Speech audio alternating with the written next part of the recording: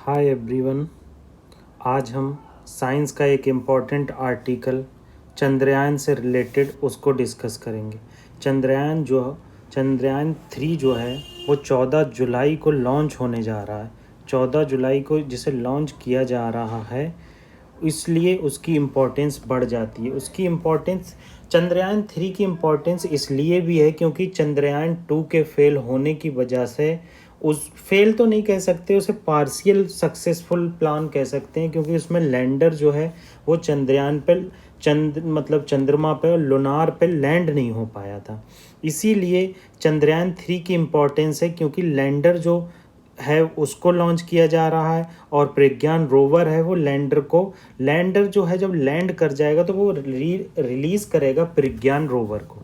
तो उसी से रिलेटेड ये इम्पोर्टेंट आर्टिकल है। तो आज हम इसका पूरा देखेंगे कि चंद्रयान 1 लॉन्च कब हुआ, चंद्रयान 2 लॉन्च कब हुआ, चंद्रयान 2 में क्या कमी थी, चंद्रयान 1 सक्सेसफुल कैसे रहा, चंद्रयान 3 की इम्पोर्टेंस क्या है, कंपैरिजन करेंगे। सारी चीज़ें आपको इस आर्टिकल में मिलेंगी। तो पहली बात ये जान लीजिए, सबसे इम्पॉर्टेंट चीज़ ये है कि ये जो मिशन है ये बताएगा लुनार सरफेस का केमिकल कंपोजिशन क्या है, लुनार की सीस्मिक एक्टिविटी क्या है।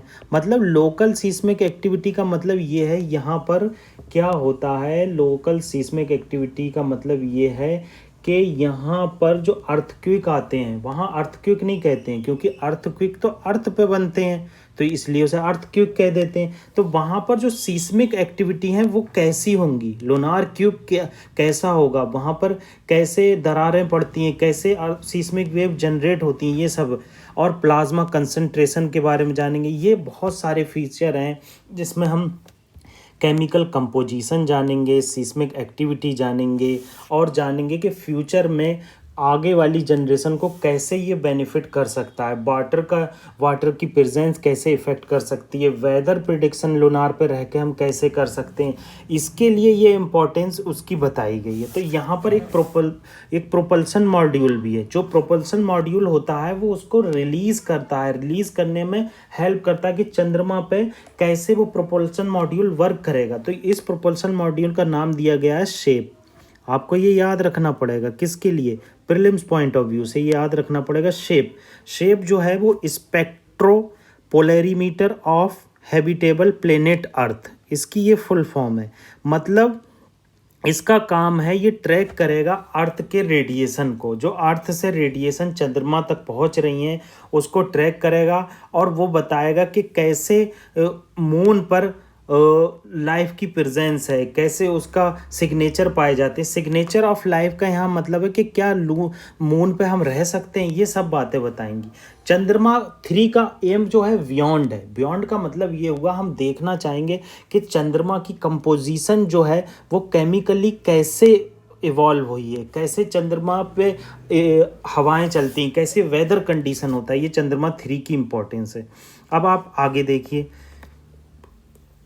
अब इन्होंने यही बात बताई है, जैसे इन्होंने यहाँ बताया है कि साउथ पोल में पोलर रीजन को एक्सप्लोर करने में इंटरनेशनल कोलेब्रेशन का स्कोप बनेगा। कैसे?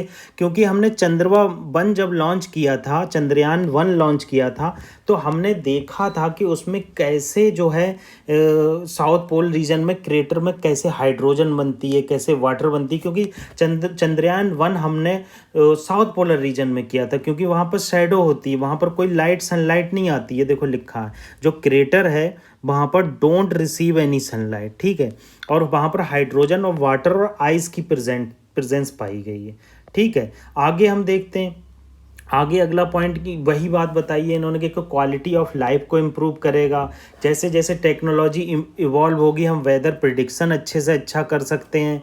हम देख सकते हैं मरीन रिसोर्सेज को कैसे यूज़ किया जाए बेहतर तरीके से, फॉरेस्ट कवर का एस्टिमेशन कैसे किया जाए, कम्युनिकेशन और डिफेंस में ये टेक्नोलॉजी हमारे बेनिफिट करेगी। ये इसकी इम्पॉर्टेंस है। कोई भी मिशन होता है उसका एक ही पर्पज़ नहीं होता है कि वहाँ पर केमिकल कंपोजिशन क्या है, उसका पर्पज़ होता है कि लाइफ लाइफ इवॉल्व कैसे होगी, कैसे चंद्रमा पर रहकर रिसर्च की जा सकती है। जैसा कि आपको रिसेंटली न्यूज़ मिली होगी, यूएसए क्या करने वाला है, चंद्रमा पर एक बेस बनाने वाला है और उस बेस पर देखने वाला है कि कैसे हम जो है यहाँ पर रह सकते हैं और यहाँ से रिसर्च कर सकते हैं। इसके लिए जो इंटरनेशनल ट्रीटी है, उसका स्पेस ट्रीटी है, उसका भी उल्लंघन कर रहा है अमेरिका, मगर वर्ल्ड पावर की वजह से कोई उसका अपोज नहीं कर पा रहा। तो हमने ये 2 पॉइंट देखे। अब देखिए थोड़ा हिस्टोरिकल इम्पोर्टेंस जान लेते हैं कि कैसे चंद्रयान 1 जो है वो लॉन्च किया गया अक्टूबर 2008 में, और इसे पोलर सैटेलाइट लॉन्च व्हीकल से लॉन्च किया गया। इसे लूनार व्हीकल 1 भी कहते हैं, याद रखना। ये पूछता है कि लूनार व्हीकल 1 मिशन किस कंट्री का है, तो आप सीधे सीधे कहोगे कि चंद्रयान 1 मिशन जो है उसी को लूनार व्हीकल मिशन कहते हैं, ठीक है।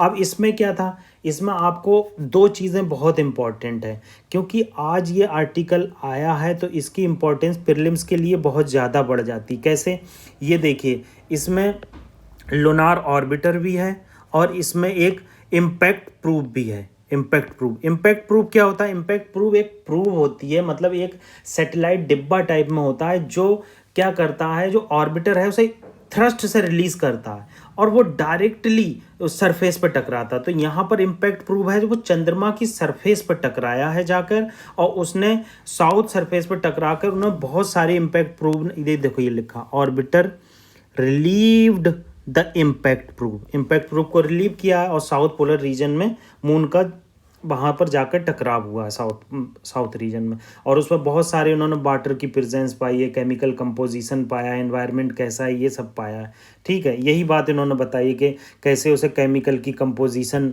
मिली है, अवेलेबिलिटी ऑफ वाटर मॉलिक्यूल मिले हैं।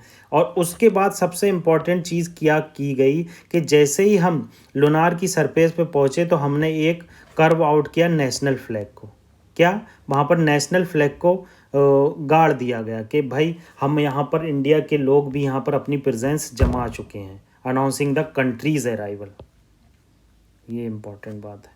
ये इतनी इम्पोर्टेंट बात नहीं है, इम्पोर्टेंट बात ये है कि इम्पैक्ट प्रूफ और लूनार ऑर्बिटर 2 चीज़ें चंद्रयान 1 में लॉन्च की गई थी। प्रीलिम्स के लिए आप हमेशा याद रखिए कि आपको फैक्चुअल इन्फॉर्मेशन गैदर करना होती है, और फैक्चुअल इन्फॉर्मेशन ऐसी होना चाहिए जिसकी फ्यूचर में इम्पोर्टेंस हो, कि हाँ, कि कैसे चंद्रयान 1 में लूनार ऑर्बिटर और इम्पैक्ट प्रूफ लॉन्च किया गया। जैसे जैसे चंद्रयान 2 लॉन्च किया, चंद्रयान 2 में 3 चीज़ें लॉन्च की गई। इसमें देखो, एक ऑर्बिटर था, एक लैंडर था और एक रोवर था। तो ऑर्बिटर जो है अपने ऑर्बिट में पहुंचकर जीएसएलवी सैटेलाइट था। जीएसएलवी क्या होता है? जियो सिंक्रोनस सैटेलाइट लॉन्च व्हीकल था। ये हैवी पेलोड को ले जाता है और ज़्यादा दूरी तक ले जाता है, इसका थ्रस्ट ज़्यादा होता है, इसके पास एनर्जी ज़्यादा होती है, पावर ज़्यादा होती है। तो इसके अंदर 3 चीज़ें थी, ऑर्बिटर था, लैंडर था और रोवर था। इसके बाद रोवर ने क्या किया, ऑर्बिटर ने क्या किया, लैंडर को रिलीज़ किया,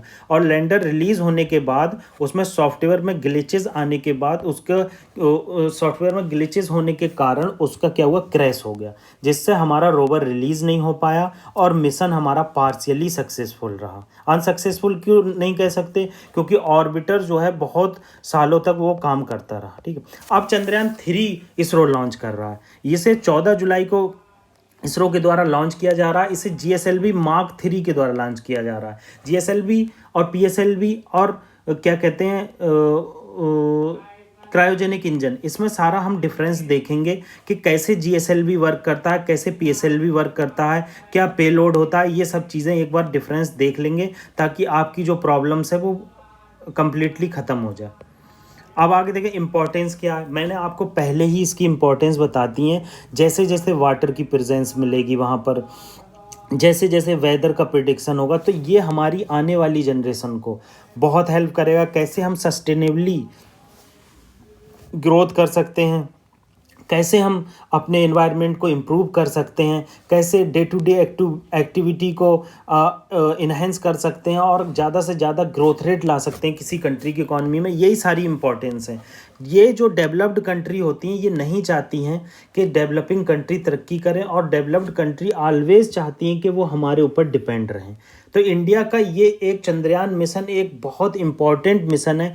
ये सक्सेसफुल होने के बाद हमें जो है बहुत सारे बेनिफिट मिलेंगे। वही बात यहाँ पर बताई गई, सर्कुलर ऑर्बिट होगा, लैंडर अटैच होगा, प्रोपल्सन से मॉड्यूल से लैंड करेगा। अभी आप देख लीजिए चंद्रयान 1 और चंद्रयान 2 में क्या डिफरेंस है। अभी आप ये देखिए, चंद्रयान 1 क्या है, अक्टूबर 2008 में लॉन्च किया गया। चंद्रयान 2 जुलाई 2019 में लॉन्च किया। अब चंद्रयान 3 जुलाई 2023 में लॉन्च किया जाएगा। ठीक है। अब व्हीकल क्या थे, इसमें PSLV था, इसमें GSLV था। ठीक है। GSLV जियोसिंक्रोनस लॉन्च व्हीकल होता है, PSLV polar satellite launch vehicle होता है। ये लाइट वेट को ले जाता है, जबकि GSLV हैवी वेट को ले जाता है। देख लो वेट दिया गया 1380, ये 3850 किलोग्राम को ले गया। अब चंद्रयान 1 में एक ऑर्बिटर था और एक जो था इम्पैक्ट प्रूफ था, मगर इसमें ऑर्बिटर, लैंडर और रोवर तीनों चीज़ें थी। ये सब चीज़ें आपको डिफरेंस एक बार पढ़ना पड़ेंगे, धीरे धीरे आप पढ़ते जाएंगे, आपका मजबूत हो जाएगा। कॉस्ट बताई गई है, पे लोड बताया गया है, ये सब चीज़ें बताई गई हैं। अब देखिए अदर डिफरेंस, एक बार एक आर्टिकल और देखिए, उसमें डिफरेंस फिर से बताया गया है। इस पिक्चर में देखिए, ये पिक्चर हम लोग पिक्चराइजेशन इसलिए देते हैं ताकि आसानी से किसी भी चीज़ को याद किया जा सके। तो आप यहाँ पर देखिए, जैसा कि यहाँ देख सकते हैं हम कि जो चंद्रयान 1 जो है 2008 में लॉन्च किया गया, चंद्रयान 2 2019 में लॉन्च किया गया। इसमें ऑर्बिटर था और इसमें ऑर्बिटर और विक्रम लैंडर और प्रज्ञान रोवर तीनों था। तो ऑर्बिटर तो सक्सेसफुल रहा, विक्रम लैंडर और प्रज्ञान रोवर अनसक्सेसफुल रहा। पेलोड और मैपिंग वगैरह सब बताई गई, क्या कंपोजिशन थी उसकी। अब लास्ट पॉइंट आप देख लीजिए यहाँ पर, लास्ट पॉइंट क्या है कि gearing up for the moon, मतलब चंद्रयान 3 की जो है इंडिजीनियस इंपॉर्टेंस बताई गई कि उसमें रोवर होगा, लैंडर होगा और प्रोपल्सन मॉड्यूल होगा। यहाँ पिक्चर देखिए, ये प्रोपल्सन मॉड्यूल है। ठीक है। यहाँ पर जो दिया है, यही तो जाके यहाँ से एयर रिलीज़ करता है, यहाँ से प्रोपल्सन करता है, यहाँ से हीट रिलीज़ होती है, धीरे धीरे सॉफ्ट लैंडिंग होती। आप सॉफ्ट लैंडिंग और हार्ड लैंडिंग में डिफरेंस जान लीजिए। सॉफ्ट लैंडिंग और हार्ड लैंडिंग। सॉफ्ट लैंडिंग में क्या होता है कि आपके ये प्रोपल्सन सिस्टम की हेल्प से यहाँ पर गैसेस रिलीज़ होती हैं, एनर्जी रिलीज़ होती है, और ये धीरे धीरे सॉफ्टवेयर के कंट्रोल से होता है। जबकि हार्ड लैंडिंग में क्या होता है, एक गुब्बारा नुमा आकृति होती है प्रोब के। ये प्रोब है, मान लो ये मशीन है बीच में, और इसके चारों तरफ यहाँ गुब्बारा नुमा आकृति होगी, और ये गुब्बारा नुमा आकृति तेजी से जाकर ज़मीन पर गिरेगी। तो आपने देखी होगी वीडियो के, वो एक तेज़ी से ऊंची ऊंची गिरती है, बहुत तेज़ी से, हार्ड लैंडिंग कहते हैं। उसमें प्रोपल्सन सिस्टम नहीं होता। तो ये जो डिफरेंस मैं बता रहा हूँ, ये आपके प्रीलिम्स पॉइंट ऑफ व्यू से और मेंस पॉइंट ऑफ व्यू से बहुत इंपॉर्टेंट है, और ये आर्टिकल आपके फ्यूचर में प्रीलिम्स में ज़रूर आने की उम्मीद है। तो इसे आप अच्छे से शॉर्ट नोट्स बनाइए। Thank you.